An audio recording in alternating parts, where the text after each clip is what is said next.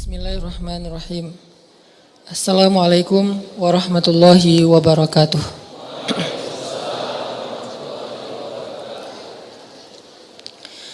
Alhamdulillahi rabbil alamin.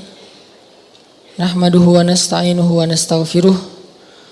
Wa na'udzu billahi min syururi anfusina wa sayyiati a'malina. May yahdihillahu fala mudhillalah wa may yudlil fala hadiyalah. Asyhadu an la ilaha illallah wahdahu la syarikalah. Lahul mulku wa lahul hamdu wa huwa ala kulli syai'in qadir.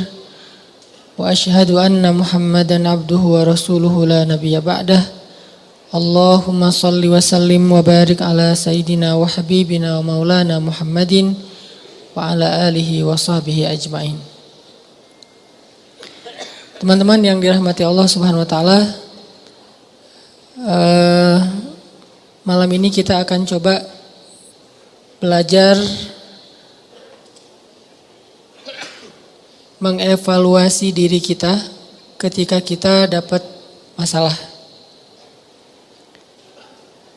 Karena ketika orang diberikan ujian oleh Allah Subhanahu wa taala itu, maka manusia itu ada dua tipe. Ada manusia yang berkeluh kesah dengan ujian, ada manusia yang bersabar atas ujian.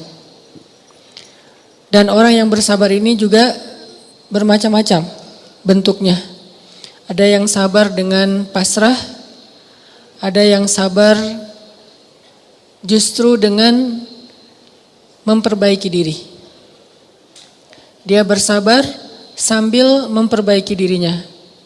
Karena dia sadar tidak ada masalah yang menimpanya kecuali ada yang salah dalam dirinya. Tidak ada musibah yang menimpa dia kecuali ada sesuatu yang dia lakukan yang mungkin bukan kebaikan, yang mungkin dosa. Sehingga selain bersabar, sembari bersabar dia mencoba untuk mengevaluasi, memperbaiki diri. Dan ini adalah model orang yang sabar yang paling baik. Sedangkan yang mengeluh juga macam-macam. Ada yang mengeluhkan masalah, ada yang mencari kambing hitam. Menyalahkan temannya, kayak misalnya dia gak lulus satu mata kuliah atau nilainya jelek. Dia nyalahin teman kos-kosannya gara-gara teman kos-kosannya ngajak dia main terus misalnya. Padahal itu kan pilihan ya, dia bisa menerima, bisa menolak. Bisa nyalahin mantannya, ini gara-gara saya diputusin, saya nilainya jadi jelek. Ya salah juga sih. Nah ini kan bentuk-bentuk keluhan nih. Ada yang menyalahkan sampai tingkat keluhan yang paling parah itu menyalahkan takdir. Menyalahkan Allah. Ya Allah kenapa saya? Apa maunya engkau? Dan seterusnya dan seterusnya. Nah malam ini kita akan bahas angle orang yang ketika diuji oleh Allah bersabar. Dan juga sambil bersabar dia mencoba untuk memperbaiki diri. Dan ini adalah cara yang paling baik dalam menyikapi suatu musibah atau masalah. Cara yang paling elegan dan cara yang paling bijak, cara yang paling disukai Allah ketika kita mendapatkan masalah itu justru kita mencari tahu apa salah kita. Walaupun masalahnya bukan dengan keadaan, kalau menyalahkan keadaan kan susah. Masalahnya kadang dengan orang lain. Orang mencela kita, orang berkata-kata tidak baik kepada kita. Ya memang salah dia, tapi tidak akan menimpa ucapan itu kepada kita kecuali memang ada sesuatu yang terjadi dalam diri kita. Ada sesuatu dosa yang pernah kita lakukan. Nah ini namanya belajar bersabar sambil mengevaluasi diri. Bahasa fikihnya muhasabah diri. Menghitung-hitung apa kesalahan dalam diri kita. Nah, kita akan bahas tentang ini. Gimana caranya kita menghadapi masalah, menghadapi satu musibah, menghadapi satu kejadian yang tidak enak dengan sabar, tapi enggak sekedar pasif. Enggak sekedar mengatakan innalillah wa inna ilaihi rajiun. Enggak hanya sekedar mengatakan hasbiyallah wa ni'mal wakil. Enggak hanya sekedar merasa ini adalah cara Allah untuk menaikkan derajat saya. Kadang kalau hanya kegeeran kayak gini nih, kita jadi nggak pernah menjadi lebih baik. Kan ada orang ketika diuji oleh Allah, boleh sih merasa bahwa oh ini cara Allah menaikkan derajat saya. Tapi kalau hanya kayak gini doang, rasa-rasanya kita terlalu kegeeran. Dan kalau terlalu kegeeran, kita nggak punya dorongan untuk memperbaiki diri. Kalau saya lebih suka angle-nya, kalau orang lain yang kena musibah, kita bilang itu untuk mengangkat derajat dia. Kalau kita yang kena musibah, kita bilang ini karena dosa-dosa saya. Angle kayak gitu tuh lebih enak, lebih produktif. Daripada dibalik, giliran kita yang kena musibah, kita bilang emang Allah tuh pengen ngangkat derajat saya, makanya dikasih musibah.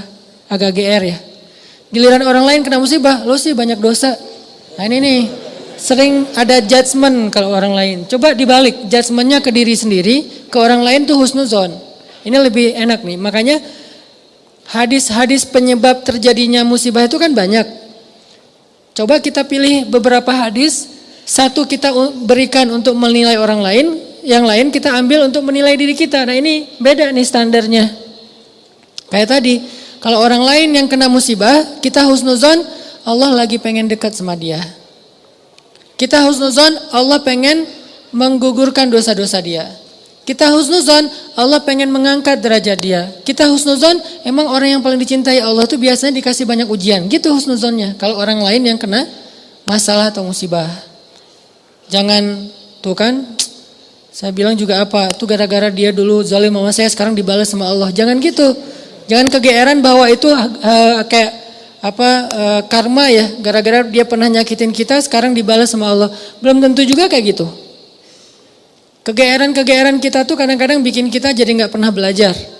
Merasa udah baik, walaupun dalam kondisi yang paling sulit juga merasa udah baik. Begitu dikasih musibah, wah Allah kangen sama saya nih. Harusnya ke orang lain kayak gitu tuh. Begitu dikasih musibah, wah Allah pengen menghapus dosa-dosa saya.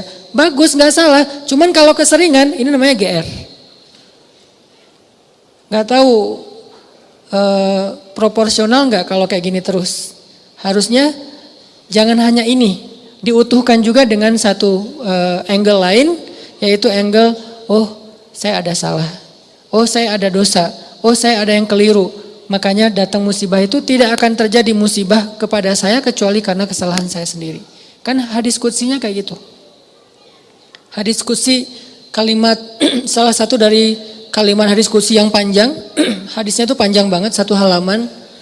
Salah satu kalimatnya tuh Allah bilang, hadis qudsi itu kan Allah yang ngomong ya. Cuman captionnya dari Nabi. Gagasannya dari Allah, captionnya dari Nabi. Kalau Quran, gagasan dan captionnya dari Allah. Kalau hadis, gagasan dan captionnya itu dari Nabi. Nah Allah bilang, kalau kalian dapat masalah, kalau kalian dapat nikmat, janganlah kalian memuji kecuali aku. Kalau kalian mendapatkan musibah, janganlah kalian menyalahkan kecuali diri kalian sendiri. Jadi kalau kita dapat nikmat, jangan muji diri. Gua emang ya gini lah. Nih, kita sering kalau ke diri itu yang enak-enak aja diambil.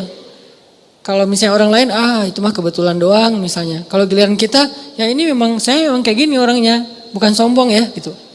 Nah ini artinya kita terlalu sering kegeeran.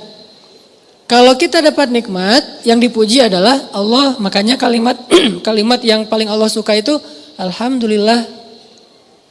Itu kalimat yang paling Allah suka. Kita memuji Allah kalau kita dapat nikmat. Kita bilang, hadza min fadli rabbi. Ini anugerah dari Allah, ini hadiah dari Allah, ini kebaikan dari Allah, ini karena Allah ngasih dan seterusnya. Jadi yang dipuji itu Allah. Wa amma bi ni'mati rabbika fahaddits, itu membicarakan nikmat Allah. Bukan membicarakan kehebatan diri kita. Tapi kalau diberikan musibah, jangan kita menyalahkan siapapun kecuali diri kita sendiri. Nah ini salah satu angle yang dibangun lewat hadis qudsi. Walaupun kadang bisa kita secara realistis melihat kesalahan orang lain. Untuk apa? Bukan untuk mengkambing hitamkan dia. Kalau emang dia salah, bukan untuk mengkambing hitamkan. Untuk apa? Untuk menghindar, untuk waspada, jangan sampai kita jadi korban dia lagi untuk kesekian kalinya. Kayak ada orang yang zalim. Gara-gara kezaliman dia akhirnya kita kena batunya nih. Ada orang yang dalam satu tim misalnya nggak jujur. Akhirnya kita kehilangan satu proyek, satu usaha kita tuh bangkrut gara-gara dia nggak jujur. Memang dia yang salah. Salah satu yang salah itu adalah di dia. Dan kita akui bahwa itu kesalahan dia, tapi bukan untuk mengkambing hitamkan dia. Kalau enggak karena kamu tuh enggak ada masalah ini. Enggak, dia bukan satu-satunya, salah satunya. Karena kalau kita enggak punya dosa, mungkin kesalahan dia hanya akan menimpa dia saja. Tapi karena kita juga punya dosa, akhirnya kesalahan dia juga menimpa kita. Tapi Ustadz, ada yang hadis mengatakan kalau di dalam satu masyarakat ada orang yang berbuat dosa, nanti Allah akan timbakan musibah yang kena bukan cuma dia, sampai tetangganya juga kena. Itu kenapa bisa gitu? Dosa tetangganya apa? Dosa tetangganya membiarkan kemungkaran terjadi. Kesalahan masyarakatnya adalah membiarkan dosa itu tanpa ada orang yang mau memperbaikinya. Itu kesalahan masyarakat. Jadi pesan moral dalam hadis itu bukan orang yang gak salah terus kena juga, bukan. Orang yang gak salah itu kena gara-gara mereka membiarkan kemungkaran itu terjadi. Kalau ada usaha dakwah, Allah gak akan menimpakan. Kalau ada nabi, kalau ada dai, kalau ada ulama yang berdakwah untuk mencegah kemungkaran di situ, maka Allah tidak akan menimpakan musibah itu kepada mereka. Kenapa? Masih ada dai. Sebagaimana Nabi Lut, ketika Nabi Lut masih berdakwah, Allah nggak akan hancurkan gunung di Sodom. Allah suruh dulu Lut keluar, baru dihancurkan. Kenapa? Karena masih ada yang berdakwah. Kalau Nabi Lut tidak berdakwah, walaupun di dalam negeri itu ada orang soleh hidup sendiri dan tidak mau berdakwah, maka Allah akan menimpakan musibah dan mengenai orang soleh. Kenapa orang soleh kok kena padahal dia nggak berdosa?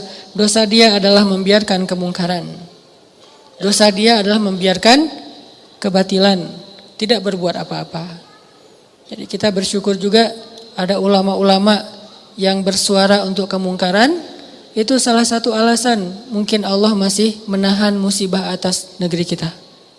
Kalau mereka tidak menyuarakan kebenaran dan mencegah kemungkaran, mungkin dari dulu kita udah kena musibah-musibah yang besar.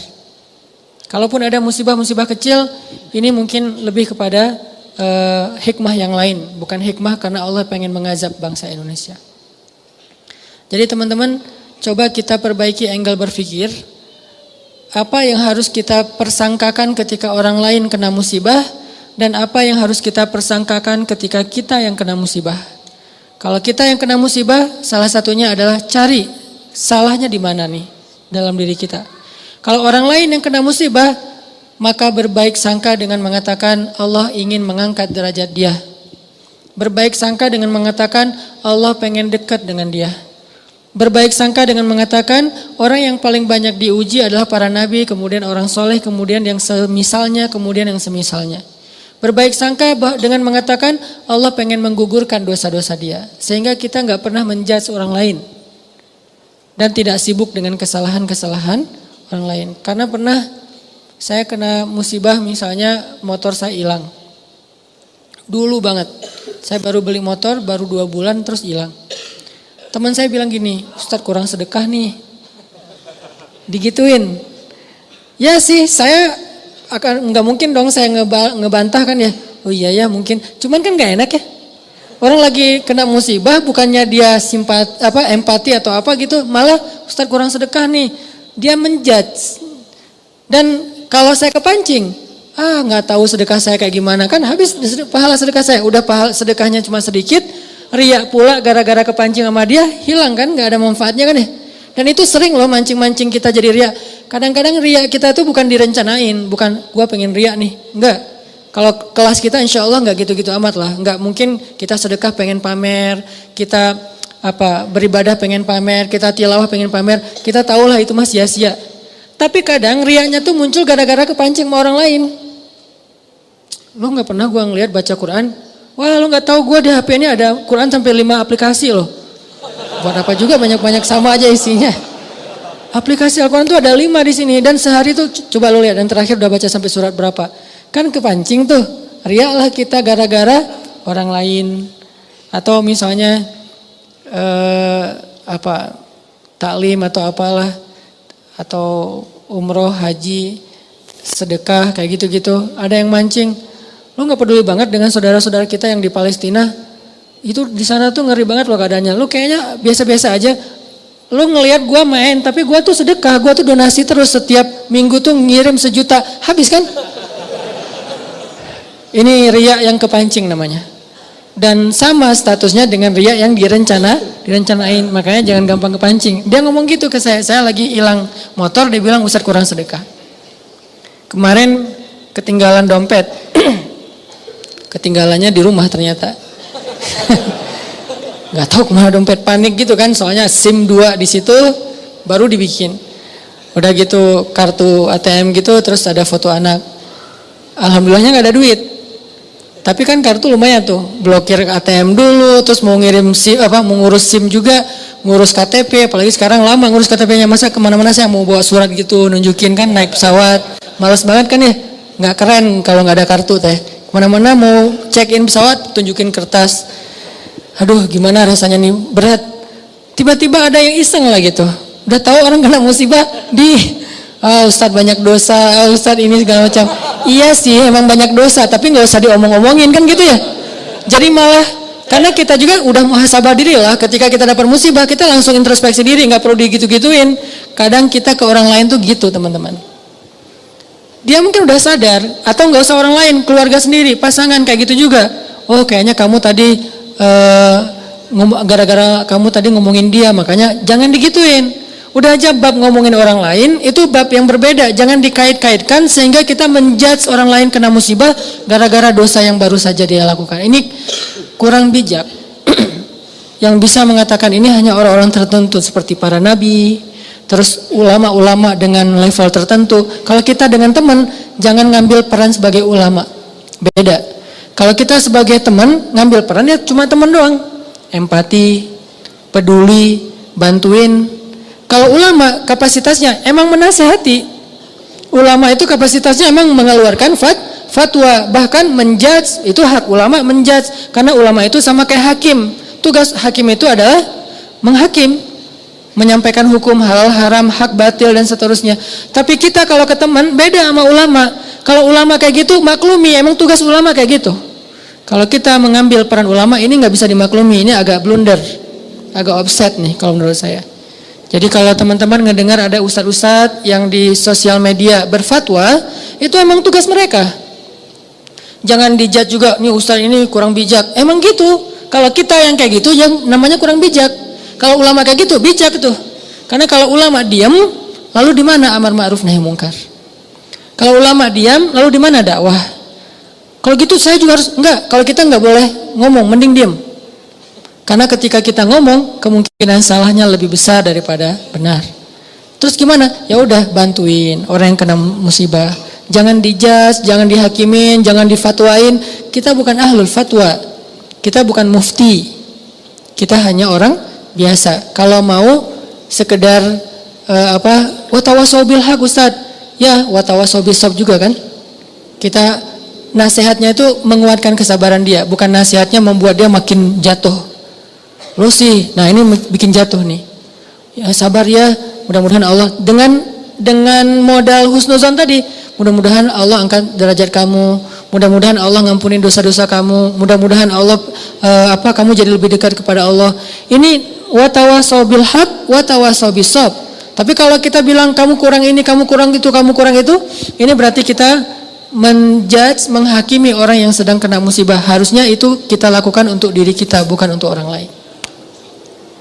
Beda banget teman-teman angle dalam menilai orang lain dan menilai diri kita sendiri itu beda. Jangan disamain. Yang banyak terjadi terutama di sosmed itu kita memberlakukan yang untuk diri kita berikan ke orang lain, yang untuk orang lain kita ambil untuk diri kita. Itu yang terjadi di balik tadi tuh. Itu banyak banget di masyarakat kita. Yang kayak kasus orang lain kena musibah kita bilang banyak dosa, kita kena musibah kita bilang Allah pengen ngangkat derajat saya. Harusnya dibalik. Kalau dibalik insya Allah kan gak ada perdebatan ya. Gak ada haters, gak ada keributan, gak ada keramaian, gak ada unfollow, gak ada left group, gak ada yang kayak gitu-gitu. Kenapa? Karena semuanya melihat ke orang lain dengan husnuzon, melihat ke diri sendiri dengan muhasabah, dengan mengevaluasi kesalahan sendiri. Ini poin pertama. Mudah-mudahan jadi pola pikir dalam kita berteman, pola pikir dalam kita bersosmed termasuk, karena kalau pola pikir ini dibalik tadi bahaya. Kita nggak akan pernah punya teman yang nyaman berada di sisi kita. Terus disalah-salahin. Apalagi nanti kalau udah punya pasangan, nggak akan betah dia kalau terus-terusan disalah-salahin. Walaupun salah, kadang dia salah tapi nggak usah disalah-salahin, cukup dibantu. Nanti dalam momen-momen yang lebih normal, lebih enak, baru dikasih tahu. Tapi kalau misalnya dia lagi ada masalah, disebutin lagi kesalahannya, secara manusiawi dia pasti akan ilfil. Alih-alih dia nerima nasihat kita malah menjauh, malah jadi masalah baru. Ini angle berpikir. Terus yang kedua, kita coba lihat bagaimana cara para ulama menyikapi atau merespon masalah. Gimana orang soleh dulu ngerespon satu musibah. Orang soleh dulu, kalau mereka dapat musibah, mereka selalu memeriksa pertama hubungan mereka dengan Allah. Itu yang pertama diperiksa. Karena nggak mungkin ada musibah kecuali karena ada masalah antara kita dengan Allah. Kalau hubungan kita dengan Allah itu, hidup kita tuh bakalan mudah banget teman-teman. Tapi begitu ada kerenggangan antara kita dengan Allah, ada gap antara kita dengan Allah, ada kayak kerusakan hubungan kita dengan Allah, pasti jadinya tuh musibah, pasti jadinya tuh masalah. Saya teringat kisah di zaman Umar bin Abdul Aziz. Tahu Umar bin Abdul Aziz? Umar bin Abdul Aziz itu pemimpin yang dikenal dengan julukan Khulafaur Rasyidin yang kelima. Jadi ada 6 Khulafaur Rasyidin. 4 terkenal ya, Abu Bakar, Umar, Utsman, Ali. Yang kelimanya tuh Umar bin Abdul Aziz, dan yang keenamnya itu Nuruddin Zinki, gurunya Salahuddin Al-Ayyubi. Jadi ada 6 Khulafaur Rasyidin, khalifah yang dikenal dengan khalifah paling adil sepanjang sejarah. Padahal banyak khalifah-khalifah yang keren loh dalam Islam. Ada Harun Ar-Rasyid, ada Khalifah Al-Ma'mun, ada Khalifah Muhammad Al-Fatih, ada Salahuddin Al-Ayyubi, ada Saifuddin Qutuz. Ada banyak nama-nama besar dalam sejarah Islam, tapi mereka nggak dapat gelar Khulafaur Rasyidin. Berarti orang yang dapat gelar Khulafaur Rasyidin ini kan ideal banget ya, keren banget nih. Walaupun kita belum tahu cerita detailnya. Salah satu di antara 6 Khulafaur Rasyidin, ada yang kelima namanya Umar bin Abdul Aziz. Kalau nggak salah cucu apa cicitnya Umar bin Khattab. Nah, di masa Umar bin Abdul Aziz ada seorang gembala, ada seorang yang punya banyak ternak, datang kepada Umar bin Abdul Aziz bilang gini, "Ya Amirul Mukminin, kenapa ya sejak Anda naik jadi khalifah, ada kejadian aneh di tempat gembala-gembala ternak kami?" Umar nanya, "Kejadian aneh apa?" "Iya, kejadiannya aneh. Soalnya dulu tuh yang namanya serigala sama domba itu pasti kan musuhan ya. Serigala tuh kan selalu meneror ya." Menikung. Serigala itu selalu berburu domba. Jadi domba itu makanan serigala tuh. Tapi sejak Umar bin Abdul Aziz jadi khalifah, sekarang serigala itu adalah penggembalanya domba, ngawal domba. Jadi serigala yang ada di gunung turun untuk mengawal domba. Gimana ngawalnya? Kan saya pernah posting tuh yang di New Zealand. Gimana seekor anjing dilatih untuk menggembalai domba. Domba dibawa ke padang rumput, nanti sore dibawa pulang lagi ke kandangnya. Bukan lagi tugas penggembala, dilakukan oleh para serigala. Bayangin, pemangsa yang selama ini selalu memangsa serigala secara diam-diam, sekarang malah mengawal serigala ke tempat padang rumput, dan sore hari mengawal mengawal domba pulang lagi ke kandangnya. Apa yang terjadi ya Amirul Mukminin? Serigala sekarang malah menggembalai domba. Apa kata Umar bin Abdul Aziz? "Kami adalah kaum yang selalu memperbaiki hubungan dengan Allah, maka Allah memperbaiki hubungan antara kita dengan makhluk. Kami adalah kaum yang memperbaiki hubungan dengan Allah, maka Allah pun memperbaiki hubungan antara domba dengan serigala." Bayangin, musuh bebuyutan bisa baik hubungannya oleh Allah Subhanahu wa taala. Ala kulli syai'in qadir. Apalagi cuma calon mertua yang pernah nolak kita, biasa banget itu, gampang. Ini serigala loh yang makan domba, bisa jadi pengawal domba. Apalagi cuma nolak, nggak dimakan kan, nggak diapa-apain, nggak sampai disakitin, nggak sampai dirampas, nggak sampai dibegal, kecuali calon mertuanya begal. nggak diapa-apain. Nah, apalagi yang masalah-masalah sepele dengan pasangan, dengan teman, dengan apa, masalah rezeki. Jadi kalau kita punya masalah, kayak kita lagi punya bisnis sama teman-teman nih berlima, udah modalnya cukup, konsep bisnisnya udah mateng, marketingnya udah ahlinya, produknya udah ada, kenapa masih rugi aja? Udah berjalan sekian tahun, rugi sampai hampir bangkrut. Jangan hanya cari tahu kesalahan teknis. Oh, kayaknya nih konsep marketing kita masih kurang bagus nih, sales kita kurang jago nih, atau branding kita kurang bagus nih, dan seterusnya. Bukan hanya itu yang perlu kita evaluasi. Yang nomor satu, evaluasi dulu hubungan kita dengan Allah SWT. Setiap kali kita punya masalah, pertama yang harus kita tanya, jangan-jangan saya nih ada masalah sama Allah. Dan itu yang selalu saya lakukan. Kalau saya punya masalah, saya langsung tanya, nih kayaknya ada yang gak benar nih saya sama Allah. Mungkin sholatnya kurang khusyuk, mungkin beberapa kali jadi gak sholat di masjid karena sibuk, atau karena ketiduran, karena apa. Oh, kayaknya kebiasaan saya malam misalnya bangun, enggak saya, orang lain malam misalnya dia tahajud, terus tiba-tiba beberapa malam ini dia gak tahajud, akhirnya Allah kasih musibah mancing biar dia tahajud lagi. Kebiasaan dia tilawah 1 juz, tiba-tiba beberapa hari ini cuma beberapa lembar, Allah kasih masalah. Pokoknya kalau kita dapat masalah, yang pertama harus kita evaluasi hubungan kita dengan Allah. Sehingga ketika Umar bin Abdul Aziz jadi khalifah, masalah antara serigala dengan domba damai. Jadi domba dan serigala itu temenan. Bayangin, domba sama serigala temenan, sahabatan lah gitu. Malah serigala jadi kayak apa ya? Kayak relawan buat domba, nggak dibayar, jadi volunteer, pada turun gantian ya piket gitu serigala teh. Kan serigala banyak tuh, piket dalam seminggu, giving every day. Dalam seminggu ada satu serigala yang bertugas untuk ngawal domba-domba, dan itu bukan satu kawanan domba, ada puluhan bahkan ratusan kawanan domba di negeri itu, di Madinah, semuanya dikawal oleh serigala.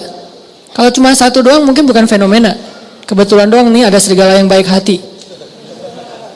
Tapi kalau misalnya jadi kayak semua kawanan domba itu dikawal oleh serigala, ini fenomena nih. Akhirnya laporlah kepada Umar bin Abdul Aziz, ya Amirul Mukminin, apa yang terjadi? Kata Amirul Mukminin, kami adalah kaum yang selalu berusaha memperbaiki hubungan dengan Allah, maka Allah memberikan balasan dengan memperbaiki hubungan antara serigala dengan domba. Berkuranglah tugas para penggembala. Nunggu aja tuh di kandang. Pagi hari dijemput sama serigala, datang tumpangan gratis gitu. Datang serigala, udah siap, udah, ayo jalan konvoy, naik ke atas padang rumput. Dan serigala lebih expert dalam mencari padang rumput daripada manusia. Dia tahu banget padang rumput yang lagi yang rasanya manis, yang asin, yang apa segala macam, kayak salad gitu kan ya. Gua tunjukin nih salad yang paling baik nih, chefnya terbaik, dia tunjukin ke gunung mana, tuh bawa tuh domba-domba. Kayaknya kurang lebih kayak gitulah keadaannya. Lalu kan Umar bin Abdul Aziz itu cuma sebentar ya, kalau nggak salah cuma 3 tahun jadi khalifah, lalu dibunuh, meninggal. Setelah Umar bin Abdul Aziz meninggal, serigala mulai memakan domba-domba. Serigala mulai memakan domba-domba. Ketika kasus pertama terjadi dalam kasus satu kawanan domba, langsung yang pemilik domba itu mengatakan, kenapa dombanya mulai dimakan serigala? Dia mengatakan, pasti Umar bin Abdul Aziz sudah wafat, karena mereka belum dengar beritanya. Pasti Umar bin Abdul Aziz sudah wafat, makanya serigala mulai galak lagi dan makan domba. Galak. Akhirnya mereka pun cari tahu, benarkah Umar bin Abdul Aziz wafat atau dia turun tahta? Ternyata ketika mereka cari tahu, mereka dengar berita, benar Umar bin Abdul Aziz telah wafat. Sehingga orang-orang tidak punya lagi orang soleh yang memimpin. Akhirnya Allah putuskanlah silaturahim antara serigala dengan domba. Dan ini kisah nyata. Saking solehnya Umar bin Abdul Aziz, makanya layak disebut khulafaur rasyidin. Tingkat kesolehannya itu sampai bisa mempersaudarakan antara domba sama serigala. Kita kucing sama tikus saja nggak bisa. Bayangin kalau saking solehnya kita, kucing sama tikus duduk berdua gitu, makan keju apa segala macam. Tikus sama kucing, kenapa? Suami yang soleh di rumah. Jadi bisa jadi seorang kakak sama adik itu nggak akur, bisa jadi suami istri nggak akur, mertua dengan menantu nggak akur, dan seterusnya. Teman dalam satu tim nggak akur, dan seterusnya. Itu penyebabnya kenapa? Hubungan kita dengan Allah kurang akur, sehingga Allah tidak memperbaiki hubungan kita dengan manusia, dengan makhluk. Jadi yang pertama kita evaluasi kalau kita punya masalah, teman-teman, evaluasilah hubungan kita dengan Allah. Kalau kita merasa nggak punya dosa besar, minimal dosa kecil. Tapi kan dosa kecil tuh rata-rata nggak sadar, Ustaz. Ya kalau nggak sadar, ya nggak apa-apa. Nggak harus tahu, nggak harus sadar. Tapi kan kita bisa tetap istighfar. Walaupun kita nggak sadar berbuat dosa kecil, dan pastinya kita berbuat dosa kecil, tapi kita nggak sadar, tinggal istighfar. Oh berarti saya kurang banyak istighfar. Dan itu ajaib loh, ajaib banget. Coba dawamin aja, begitu ada masalah langsung perbaiki hubungan dengan Allah. Itu ajaib banget, langsung Allah perbaiki hubungan kita dengan seseorang itu bertahap, tapi ya bertahap, cuman kelihatan tahapannya tuh. Nggak gitu-gitu aja, ada progresnya, pasti tuh. Saya ngalamin banget. Yang paling sederhana mungkin, dan buat saya itu nggak nyaman juga kalau ada masalah dengan pasangan. Diam-diaman. Istighfar, sholat sunnah, minta ampun sama Allah, mulai lagi memperbaiki hubungan sama Allah. Itu bertahapnya dan tahapannya itu nggak lama, cepat banget diperbaikinya. Oh emang benar berarti sayanya yang menjauh dari Allah, saya yang mutusin Allah sehingga Allah putuskan saya dengan makhluknya, dengan hambanya. Kan Allah yang membolak-balikan hati kan? Kalau Allah ambil hati seseorang dari kita, kita bisa apa? Kita punya dunia dan seisinya pun nggak bisa ngebeli hati dia. Nggak punya apa-apa. Kalau Allah kasih hatinya ke kita, dia akan memberikan semuanya untuk kita. Makanya perbaiki dulu hubungan kita dengan Allah. Itu yang paling berpengaruh dalam hidup kita. Dosa salah satunya. Kan saya sering bilang, ulama dulu tuh kalau mereka dapat masalah, mereka akan melihat dirinya sebagai pendosa. Masalah sekecil apapun, sampai gini masalahnya. Ternak mereka susunya berkurang aja, mereka istighfar. Biasanya susu setiap hari itu 1 ember, 1 timba. Hari ini kurang dari 1 ember. Kenapa susu ternak saya hari ini kurang dari 1 ember? Pasti saya punya dosa. Astagfirullahaladzim, astagfirullah. Gitu cara mereka menyelesaikan masalah. Sebelum mencari tahu, oh ternaknya kurang sehat atau apa, itu yang kesekian. Lagian itu butuh waktu. Kalau dengan Allah kan gak butuh waktu ya, cepat ya. Begitu kita dapat masalah, kan gak butuh waktu untuk mencari tahu apa ya masalah saya dengan Allah. Udah ketahuan langsung tuh, ibadahnya mulai berkurang, kualitasnya atau kuantitasnya, atau dosanya nambah, tinggal istighfar dan sholat sunnah. Wasta'inu bis sabri wassalah, salah satunya dengan sholat. Jadi lebih cepat memperbaiki masalah kita dengan evaluasi hubungan kepada Allah daripada evaluasi teknis dalam masalah itu. Ulama tuh kalau misalnya ada kejadian kecil aja, kayak misalnya atap rumahnya bocor, ini pasti karena saya banyak dosa, astagfirullahalazim. Lampu rumahnya mati, astagfirullahalazim. Apalagi telepon putus, astagfirullahalazim, belum bayar. Ini istighfar. Pokoknya masalah